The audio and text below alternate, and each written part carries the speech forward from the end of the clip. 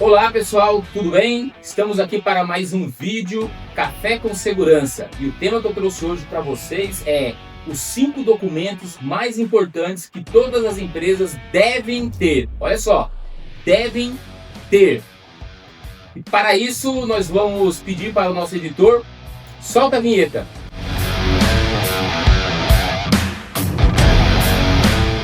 Sem mais delongas, vamos ao primeiro. PGR, Programa de Gerenciamento de Riscos, ou PGRO, Programa de Gerenciamento de Riscos Ocupacional.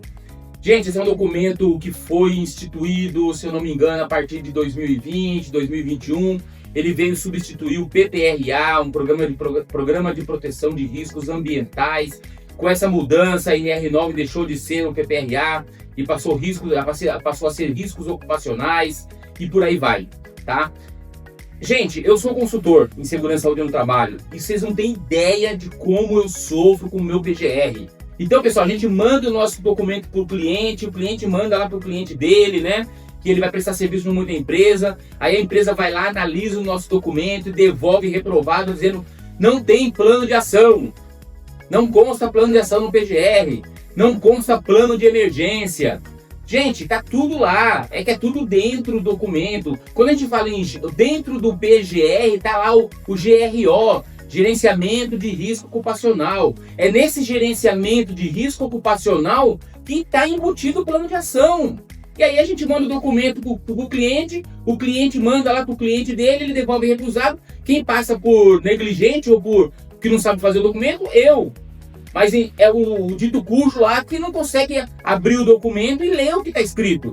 Entendeu? Ele tem que ter essa habilidade. Então tá lá, Programa de Gerenciamento de Risco Ocupacional, Plano de Ação, que está dentro do GRO, que é o Gerenciamento de Risco Ocupacional, que lá que eu vou dar o plano de ação, que eu vou seguir o PDCA, planejamento, planejar, desenvolver, ação, aquela coisa toda que todo mundo sabe. E lá tá a gradação de risco, tá tudo certinho ali.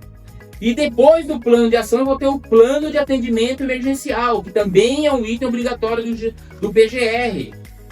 Mas as empresas que contratam os outros clientes, eu não sei se é o técnico de segurança que não sabe ver direito, ou que tem preguiça de abrir o documento e ficar lendo, aí eles simplesmente reprovam dizendo que está faltando item no PGR. E não está faltando item nenhum, entendeu? Então esse é o primeiro documento, né, que é o PGR, que é um documento obrigatório, pessoal, obrigatório.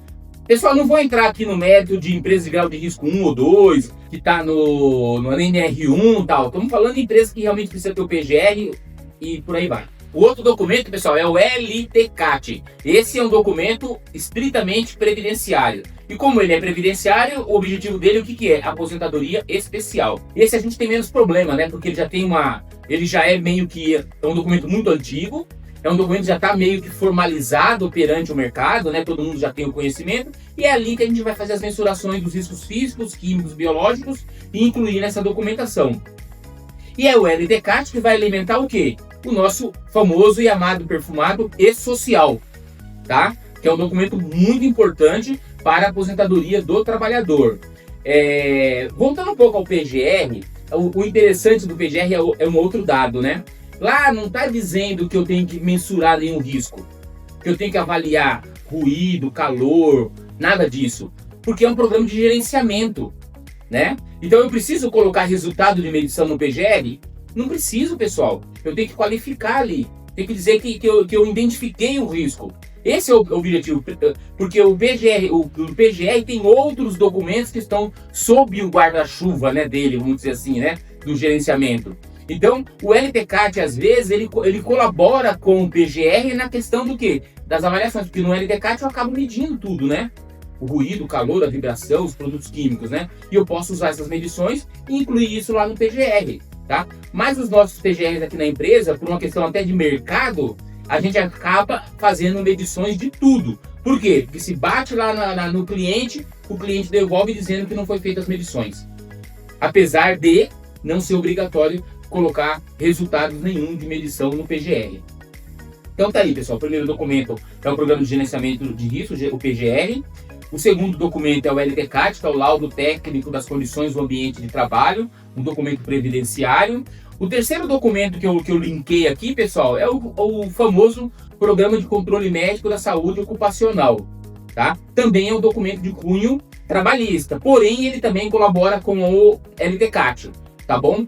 O que acontece, pessoal? O PCMSO, ele tem que estar conversando diretamente com o PGR, porque eu levantei os riscos ocupacionais no meu PGR. Automaticamente eu tenho que dar o quê? Eu tenho que dar um tratamento para aqueles riscos que eu considerei o quê? Significativos. O problema o que é? Que nem todo risco identificado no PGR ele é significativo. E se ele não for significativo, eu preciso incluir isso no PCMSO? Não. O que acontece? Quando eu não incluo esses riscos, quando eu não incluo todos os riscos que eu coloquei no PGR, no PCMSO, o cara que vai analisar meu documento lá, devolve dizendo que os riscos estão diferentes do PGR. Caramba, eu tenho que colocar no PCMSO os riscos, né, que são significativos. Qual o sentido faz eu colocar um risco de queda do mesmo nível no PCMSO? Qual o sentido que faz eu colocar isso? Eu coloco isso no PGR. Ó, existe o risco de queda do mesmo nível. Aí se eu não coloco esse risco de queda do mesmo nível no PCMSO, o cara devolve que está divergente do PGR. Tá, qual que é o monitoramento biológico que eu tenho da queda do mesmo nível? Não tem, pessoal. Mas se eu não coloco, devolvem. Né? Então isso aí é extremamente chato, porque aí a gente fica ruim perante o meu cliente. Pô, você não sabe fazer o documento? Não, é o cara que analisou que não sabe analisar o documento. Então, os riscos que eu coloquei no PGR que são significativos, eu tenho que colocar no PCMSO. E aquele que tem o quê? Monitoramento biológico. O exemplo, uso de computador. Eu coloco no PGR lá na parte da análise ergonômica, né? E aí eu tenho que colocar o uso do computador no PCMSO. Qual que é o monitoramento biológico que eu tenho do uso do computador? Nenhum, pessoal. Agora, transporte e movimentação de peso. Eu coloquei que é significativo no setor de expedição? Opa! Então eu vou colocar no PCMSO, para fazer um raio-x de coluna. Meu, aí beleza, aí eu até concordo, e é isso a gente faz. Entendeu? Agora colocar o cara que trabalha no escritório fazendo uso de computador. Eu vou ter que colocar o cara que trabalha no escritório, no PCMSO, fazendo uso de computador e colocar esse risco no PCMSO, sendo que não existe nem monitoramento biológico para isso. Então, pessoal, vocês que avaliam o documento, prestem atenção nessas questões. Né? Não se passem por desentendimento de legislação, porque isso realmente não tem cabimento nenhum. Mas para o meu cliente poder entrar lá naquela empresa que negou, né, que recusou meu documento, sou obrigado a revisar o PCMSO e incluir todos os riscos lá no PCMSO, que senão o cabra não aprova. Então falei aqui já do PGR, falei do LTCAT, falei do PCMSO, que é o Programa de Controle Médico da Saúde Ocupacional, e agora eu vou falar de um outro item que é o quê? Análise ergonômica do trabalho. Com a vinda aí da NR1, é obrigatório agora se fazer uma análise ergonômica preliminar. E isso a gente faz no PGR, que a gente tem o item lá dos riscos ergonômicos, né? E a gente, naquele trecho que a gente coloca risco ergonômico, a gente inclui ali essa análise ergonômica preliminar. Entendendo que nessa análise ergonômica preliminar existe um risco significativo, a gente indica fazer uma análise ergonômica do trabalho, que é a AET. A maioria das empresas acabam não fazendo muito essa análise ergonômica preliminar. Elas já partem direto para a análise ergonômica do trabalho, o que eu acho isso interessante. Né? Eu acho que você fazer uma análise ergonômica do trabalho, ela é muito mais completa, ela subsidia muito mais a empresa com relação a essas questões e dá um arcabouço legal muito maior. Né? Então, aqui na nossa consultoria, a gente faz essa análise preliminar ergonômica, na análise ergonômica preliminar, lá no PGR, né? Mas a gente indica em situações mais evidentes, né, mais emergentes ou mais significativas, o desenvolvimento da análise ergonômica do trabalho. Apesar de alguns clientes nossos querer que faça direto a análise ergonômica do trabalho. Então, é um documento que eu acho que é legal, ele é importante. Ali a gente consegue incluir os fatores psicossociais, tanto pedido agora pela nova legislação que vai entrar em vigor agora esse ano, para incluir no PGR, né? E aí eu acredito que esses fatores psicossociais eles vão entrar no item ergonomia, tá? Porque nós temos lá no nosso documento, pelo menos a gente faz dessa forma, os riscos físicos, os químicos, os biológicos, de acidente e ergonômico. Os fatores psicossociais nós vamos incluir esse fator dentro do risco ergonômico, tá? Porque a ergonomia ela tem essa postura, né, das questões dos fatores psicossociais dentro dela. tá? Então já falamos, vou recapitulando. PGR, LTCAT, PCMSO e análise ergonômica do trabalho. Pessoal, o quinto documento que eu queria falar para vocês aqui é o inventário de riscos de máquinas e equipamentos, o famoso inventário da NR12. Se você for ver lá na NR12, você não vai ver mais o nome inventário de máquinas e equipamentos. Não existe mais esse nome. E alguns entendedores dizem que não existe mais o inventário de máquinas. Foi abolido. Porém, você tem que atender os 18 itens da NR12. E como você vai atender esses 18 itens da NR12? Fazendo inventário, pessoal. Entendeu? Então, na verdade, o inventário de máquinas e equipamentos está subentendido na NR12. Vocês não têm ideia a quantidade de pedidos que a gente tem aqui de desenvolvimento de inventário de NR12. Porque é um documento extremamente importante, onde a gente nomeia, pontua todos os principais riscos das máquinas e equipamentos. Então a gente faz esse documento aqui com muito critério. É um documento muito importante, que ele vai subsidiar a empresa de informações importantes para que a sua equipe de manutenção consiga adequar todas as suas máquinas. E o que é importante além disso? Depois de feito esse inventário, a empresa tem a lição de casa. Ela vai o quê? Fazer as melhorias que foram indicadas no inventário, né? E é bastante coisa, viu, pessoal? Tem a parte de elétrica, a parte mecânica, de ergonomia, a parte de treinamento, a parte de documentação, de tudo, manutenção, tudo isso tem que estar nesse inventário da NR12.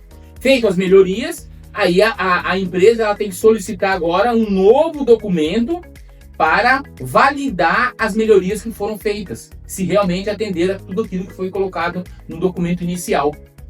Aí a gente faz toda a documentação de novo dessas melhorias que foram feitas, elabora um novo inventário pós-melhoria, e aí a gente finaliza com a RT dizendo, olha, agora está tudo ok, a máquina se manter dessa mesma forma, todas as medidas adotadas dentro do equipamento ou do equipamento. E aí é o inventário da NR12, um documento extremamente importante, pessoal. Gente, existem muitos outros documentos, mas eu acredito que com esses 5 documentos aí a empresa ela está bem guardada, com relação à documentação, porque se você vê o PGR, ele busca outros documentos, que seria a EPI, ficha de EPI, treinamento, tudo isso está incluído dentro do PGR, O LTCAT é a mesma coisa. A análise ergonômica nem se fala, Ela vai cuidar do iluminamento, vai cuidar da parte do mobiliário, tudo isso. Então, você fazendo esses 5 documentos, com certeza você vai estar atendendo no mínimo 90% de toda a legislação relacionada à segurança e saúde no trabalho. Tá ok? Então, qualquer dúvida, coloque aí uma opinião aí sua, fale se você já fez esse documento, se a sua empresa nunca fez esse documento, entendeu? Que a gente está aqui para responder, a gente responde muito rápido todos os questionamentos que fazem no nosso canal. E se você chegou até aqui, pessoal, e gostou do vídeo, deixa o like aí, é muito importante para nós. Faça comentários, também é extremamente importante. Quanto mais comentário, quanto mais like, o YouTube entrega mais os nossos vídeos para as pessoas. O nosso objetivo aqui é contribuir com a segurança do trabalho, colaborar com os trabalhadores. Gente, vocês não têm ideia da quantidade de depoimentos que eu recebo no nosso canal, dizendo, puxa, eu vou fazer o técnico de segurança por causa do seu vídeo. Olha, eu desisti de fazer o técnico de segurança por causa do seu vídeo. Olha, eu tenho um problema na CIPA, assim. Olha, eu sou cipeiro. Olha, eu queria aposentar especial. Gente, é muita pergunta, e tudo pergunta que a gente percebe que é genuína. São pessoas que realmente têm dúvidas, E a gente responde prontamente todas as questões. É lógico, nem tudo a gente sabe, Mas a gente busca informação, sempre eu respondo. Ou o meu filho, Leandro, que é o engenheiro de segurança, ele responde também. Então colaborem, Façam suas perguntas, que a gente vai estar de braços abertos para receber as suas perguntas e responder. Então, muito obrigado e até o nosso próximo vídeo e fique com Deus.